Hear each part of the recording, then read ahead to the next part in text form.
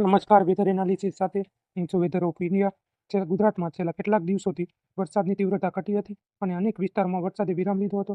જો કે હવે રાજ્યમાં ફરી એકવાર વરસાદી માહોલ જામવા જઈ રહ્યો છે.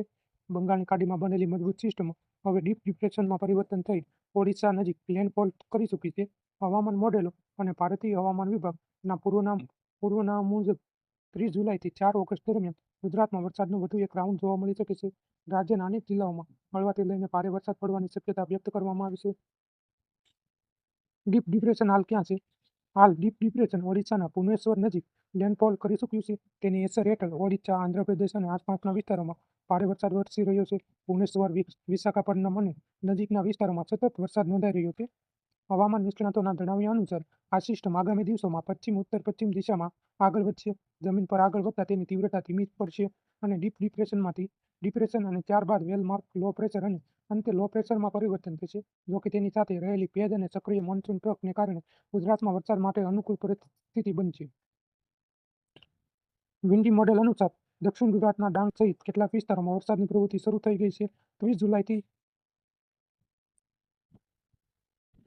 સિસ્ટમની અસર વધુ સ્પષ્ટ બનવાની સંભાવના છે. મોન્સૂન ટ્રફ, ઓફશોર ટ્રફ અને અરબી સમુદ્રમાં આવતા ભેજયુક્ત પવનોના કારણે રાજ્યમાં વરસાદનું પ્રમાણ વધશે. 31 જુલાઈની આસપાસ સિસ્ટમની અસર સૌથી વધુ જોવા મળી શકે છે.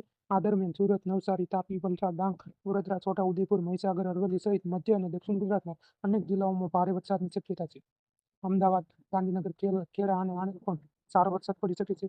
સૌરાષ્ટ્રના રાજકોટ, સુરેન્દ્રનગર, બોટાદ અને ભાવનગર જિલ્લામાં પણ વરસાદી માહોલ બનવાની સંભાવના છે. 1 ઓગસ્ટ દરમિયાન સિસ્ટમ ઉત્તર ગુજરાત અને કચ્છ તરફ આગળ વધે તેવી શક્યતા હોવાથી કચ્છ અને આસપાસના વિસ્તારોમાં પણ વરસાદી પ્રવૃત્તિ વધવાની આશા છે. આઈએમડીની સેટેલાઇટ તસવીર શું કહે છે? ભારતીય હવામાન વિભાગ સેટેલાઇટ તસવીરમાં ઓડિશા અને આસપાસના વિસ્તારોમાં ગાઢ વાદળો જોવા મળી રહ્યા છે, જે ડીપ ડિપ્રેશનની મજબૂત સ્થિતિ દર્શાવે છે. ગુજરાતમાં હાલના ઉત્તર ગુજરાત, કચ્છ, દક્ષિણ ગુજરાત અને સૌરાષ્ટ્રના કેટલાક વિસ્તારોમાં છૂટાછવાયા વાદળો જોવા મળી રહ્યા છે.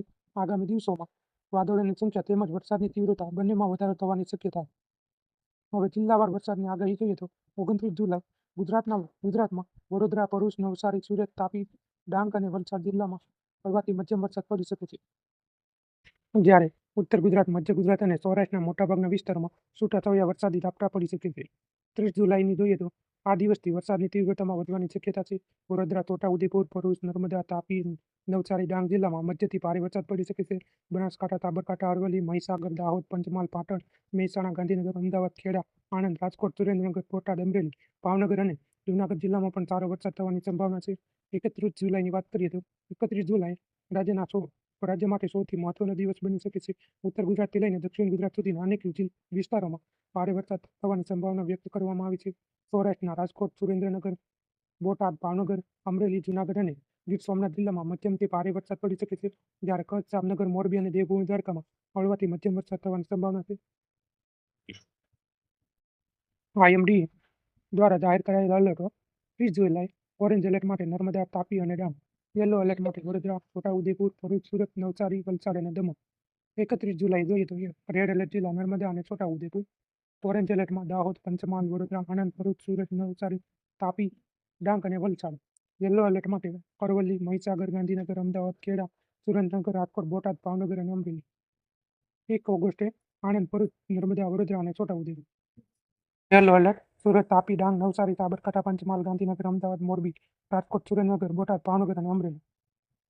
આગળ શું? ડીપ ડિપ્રેશન જમીન પર હોવાથી તેની તીવ્રતા ધીમે ધીમે ઘટશે, પરંતુ તેની સાથે જોડાયેલી ભેજ, સક્રિય મોન્સૂન ટ્રફ અને અનુકૂળ પવનોના કારણે ગુજરાતમાં વરસાદનો વધુ એક સારું રાઉન્ડ જોવા મળી શકે છે. હવામાન વિભાગના જણાવ્યા મુજબ